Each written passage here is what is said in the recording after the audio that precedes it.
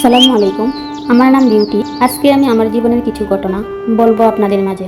আমরা দুই বান্ধবী একসাথেই থাকতাম। একটা ছোটখাটো বাসা ভাড়া নিয়ে থাকতাম। তো আমার সেই বান্ধবী, তার যে প্রেমিক ছিল, সে আমার বান্ধবীকেও ব্যবহার করতো, আমাকে করতো।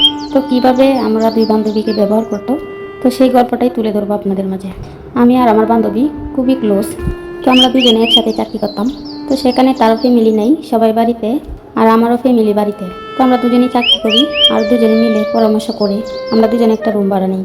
তোমার সময় দেখা যায় একটা পুরুষ বিশেষ সময় দেখা যায় যে ঠিকঠাক মতন সময় নিতে পারছে না, ইরেকটাইল ইনফেকশন বা প্রিমেচুর ইজাকুলেশন, এগুলো কিন্তু প্রায় হয়ে থাকে। এগুলো কাটানোর জন্য এই জিংসিংটা আমাদের খুবই গুরুত্বপূর্ণ। এই জিংসিংটা কীভাবে খাবেন, কতটুকু খাবেন, কী পরিমাণে খাওয়া দরকার, সেই বিষয়টা আজকে আপনার সাথে শেয়ার করব। তো সেখানে আমরা দুজনেই থাকি, আর যা কিছু করা লাগে দুজনে মিলেই করি। যদি একটা পানির জগও কিনতে হয়, তাহলে আমরা দুজনে মিলেই কিনি। সবসময় আমরা দুজনে একসাথেই থাকি। তো তার আবার একটা ছেলের সাথে সম্পর্ক ছিল। তো সে আমাকে আগে বলেনি, আমার সাথে থাকার পর তো বেশ কিছুদিন পরে বলে যে, বান্ধবী, তোমাকে একটা কথা বলবো, তুমি কি রাগ করবা? তখন আমি বললাম, কি কথা? তখন আমার বান্ধবী বলল, আমি একটা ছেলেকে ভালোবাসি। তখন আমি বললাম, সেটা তো ভালো কথা। তো সে বলে, তাকে বাসায় আনতে চাচ্ছি, তো তুই কি বলিস? তখন আমি বলি যে, বাসায় তো আমরা তো বেচালায় থাকি, তুই তাকে বাসায় নিয়ে আসবি মানে?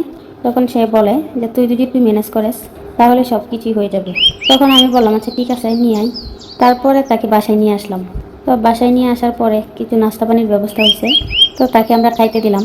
তো খাইতে দেওয়ার পরে আমার বান্ধবী আমার বলে যে, এতদিন পরে ভালোবাসার মানুষকে কাছে পাইছি, আমরা দুজনে 5টা মিনিট একসাথে সময় কাটাই, তুই একটু বাইরে গিয়ে বস। তো আমাদের রুম কিন্তু একটাই। তো বাইরে যদি আমি বসি আর তারা যদি রুমের ভিতরে থাকে, তাহলে তো মানুষে খারাপ বলবে, তাই না? আর এমন না, এটা ফ্ল্যাট বাসা, আর এটা হলো একটা টিনের বাড়ি। তো ওই বাড়ির মধ্যেই ভিতরে একটা বাথরুম ছিল, অ্যাটাচ করা। তখন আমাকে বলে যে, তুই বাইরে না গিয়ে বাথরুমে গিয়ে বস 5টা মিনিট, আর আমি ওর সাথে একটু পার্সোনালি সময় কাটাই। তখন আমি বললাম, আচ্ছা ঠিক আছে। তখন আমি ওয়াশরুমে গিয়ে চুপচাপ দাঁড়িয়ে রয়েছি।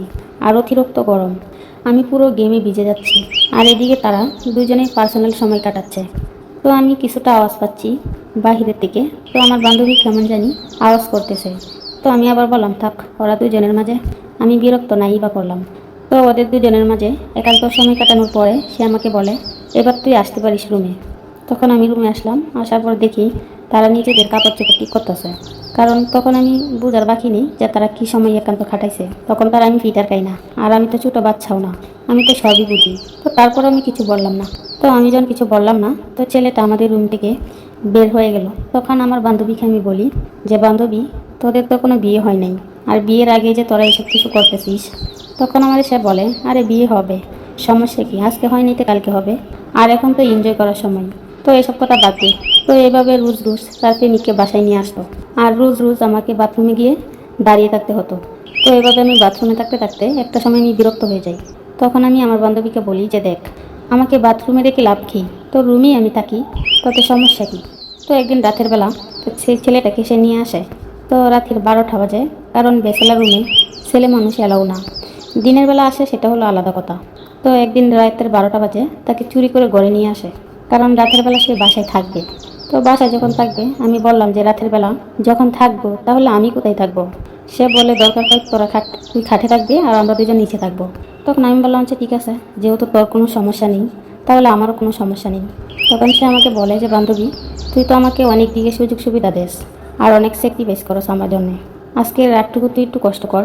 তখন আমি বললাম, আচ্ছা ঠিক আছে, তোমার প্রেমিক তুমি যেহেতু বাসায় নিয়ে আসতেছ, তুমি যেহেতু একসাথে সময়গুলো কাটাচ্ছ, তোমার যদি সমস্যা না হয় তাহলে আমার কোনো সমস্যা নেই। তো সেদিন রাতে যখন 3টা মানুষ একসাথে, একটা ছেলে 2টা মেয়ে, তো আমাকে তারা বিছানায় খাটে দিল। তো আমার কাছে খারাপ লাগলো যে একটা ছেলে মানুষ আসলো রুমে, সে নিচে শুবে আর আমি খাটের উপরে শুবো। তো এরপরে আমি নিচে শুয়ে পড়ি, আর ওদেরকে উপরে দিয়ে দিলাম যে, তোরা উপরে ঘুমা। তো তারা উপরে শুইলো। শোয়ার পরে তারা ভাবছে হয়তোবা যে আমি ঘুমিয়ে গেছি। তো মনে করো যখন ঘুমিয়ে গেছি, তারা দুজনে আসলে একটা ছেলে একটা মেয়ে রাতের অন্ধকারে রুমে থাকে। তো তাদের মধ্যে অনেক কিছুই হবে, আর অনেক কিছু হওয়ার জন্যই তো তারা এই পর্যন্ত আসছে।